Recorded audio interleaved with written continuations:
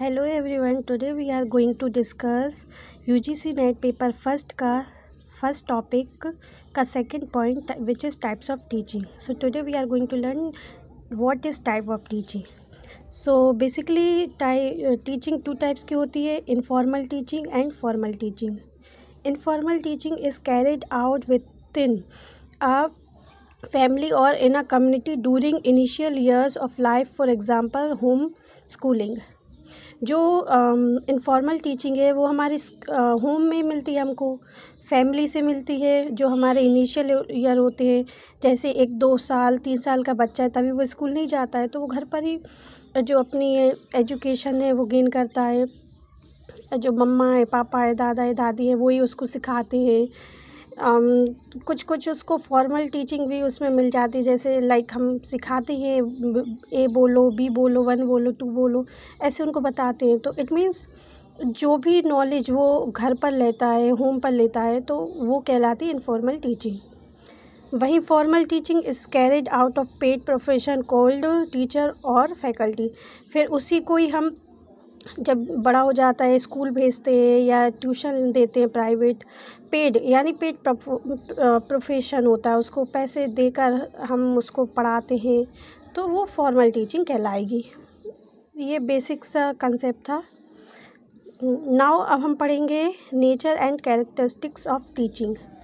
So teaching की characteristics यानी विशेषताएं पढ़ेंगे. तो टीचिंग कैसी होती है? टीचिंग होती है dynamic in the sense change होती रहती है. कभी भी एक ही टाइप की हम टीचिंग नहीं कर सकते. अगर कोई यूकेजी या नर्सरी का बच्चा है तो हम उसको 5th स्टैंडर्ड के बच्चे के जैसे नहीं पढ़ा सकते. हमको उसको देखते हुए कुछ लाइव एग्जाम्पल के थ्रू हमको उसको पढ़ाना होगा, तो इसलिए डायनेमिक होती है. कोई अगर बड़े स्टैंडर्ड का बच्चा है, 11th-12th का है, तो उसको 5th या 6th के नहीं जैसे पढ़ा सकते. हमें चेंज करना पड़ेगी अपनी टीचिंग प्रोसेस, तो विच इज़ डायनेमिक होती है. कंटिन्यूस टीचिंग कंटिन्यूस चलती रहती है, निरंतर चलने वाली चीज़ है. It is related to education, learning, instructions and training. Obviously ये education, learning, instructions and training से रिलेटेड है. अगर आप कोई स्कूल ज्वाइन करोगे तो आप देखो वहाँ पाओगे कि टीचर्स को भी ट्रेनिंग दी जाती है.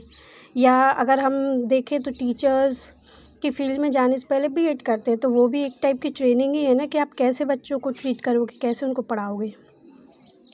Tends toward self organisation. इसमें सेल्फ ऑर्गेनाइजेशन भी है.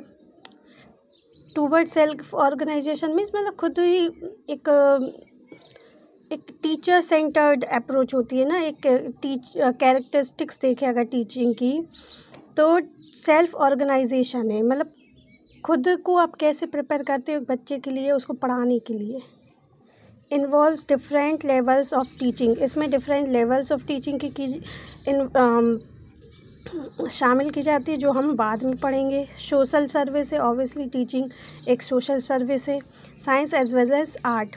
अगर आप एक बच्चे को उसके अगर देखें तो उसको समझते हुए अगर आप अपना टीचिंग मटेरियल डिसाइड करते हो, समझाने का तरीका डिसाइड करते हो, तो वो ऐसा सब सोचना ही तो एक आर्ट है. तो साइंस तो है ही, एज वेल एज आर्ट भी है. And intellectual activity. जब आप कुछ पढ़ते हो, पढ़ाते हो, तो आपका बौद्धिक क्षमता बढ़ती है, तो ये एक इंटेलेक्चुअल एक्टिविटी भी है. आई होप आपको थोड़ा बहुत भी ये समझ आया होगा कंसेप्ट. अब हम नेक्स्ट टॉपिक पढ़ेंगे, level of teaching. Thank you.